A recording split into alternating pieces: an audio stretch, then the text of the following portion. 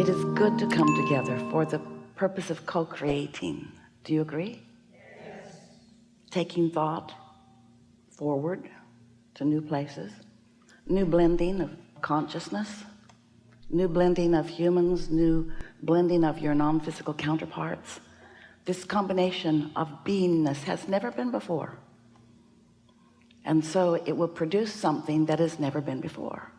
New insights in you individually, new insights into mass consciousness, new clarification of desires launched into the vibrational reality, or what we call the vortex. Absolute motion forward, new poking around at contrast, new therefore clarifying of desires, or even launching of new desires. But for sure, forward, moving forward, moving forward. You just can't stop that. It's exaggerated in an environment like this, where you've come with great deliberateness, and so have we, where you have thought about it, and therefore energy has been flowing toward this moment in time for a while. But whether you are in an exaggerated forum or cluster such as this, you are constantly, because of the way life is coming to you, feels like it comes at you sometimes, doesn't it? But it's coming to you in response to your vibrational point of attraction.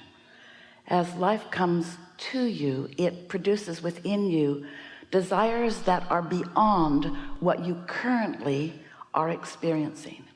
And so there is always this place that you would call forward or future from your current manifestations. We would call it present, because in the moment that you launch the desire, it becomes a reality unto itself that has attraction properties. And your inner being stands in that, what you want to call forward place, where your inner being wants to call present place. And so really the secret to living happily ever after, or living happily in this moment, the key to having this moment be a happy moment, the key to that is knowing how to manage that gap between what you've just launched and what you still believe. Because your life causes you to desire more than what is. It happens all day, every day.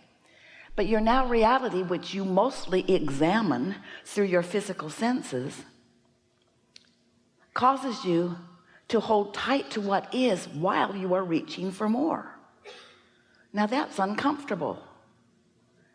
You call that yearning. Sometimes you call it desire.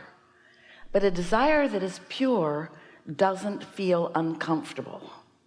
Meaning a desire that you're not resisting, a desire that is not contradicted by habit of thought, which is what a belief is. A purely non-resisted, non-contradicted desire is bliss, and it is powerful.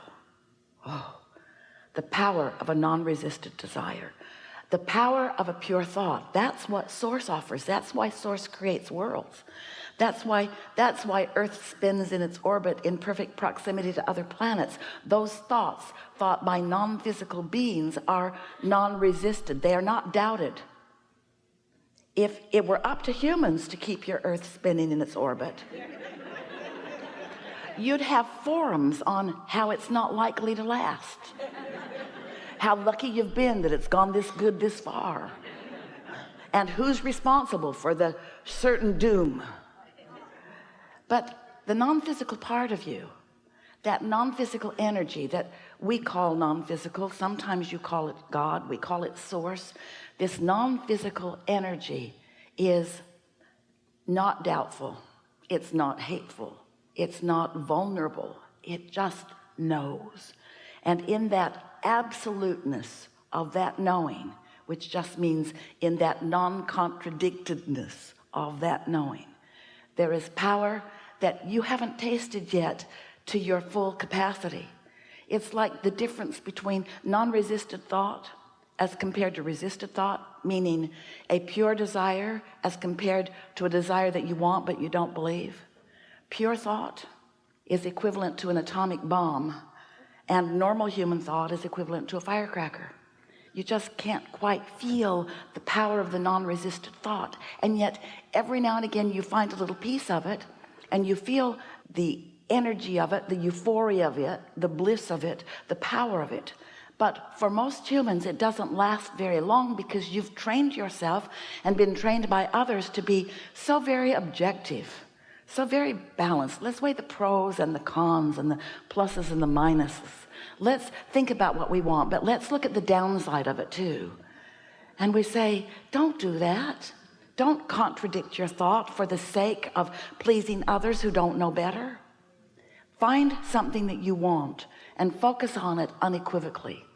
And as you look around at others like you who are creating their own reality, and you see someone who is particularly, apparently, masterful at it, in that they've accomplished a lot, they are masters in their art or masters in their science or blissful in their world, and as you get up close enough that you get to hear them or know them, you will notice these things about them.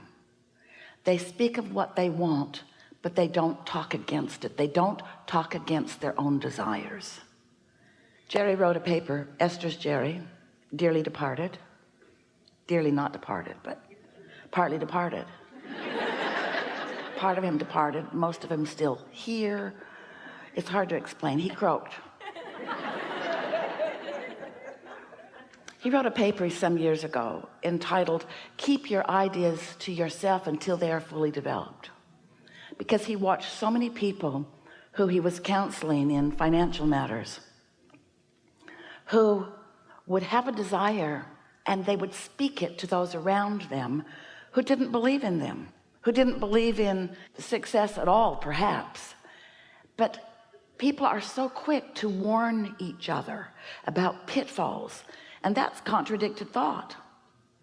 People are so quick to look for the downside of things. That's contradicted thought.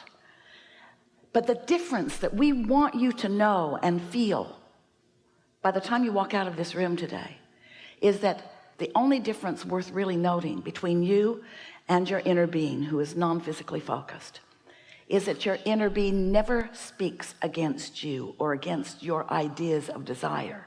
And when you do, you cause a kind of separation. There's no possibility of separation, but you pinch yourself off from the fullness of who you are. And that pinched off state of being feels to you like negative emotion. Your emotions are your indicator of how in alignment you are, how fully and wholly you are, or how you are contradicting your own desire.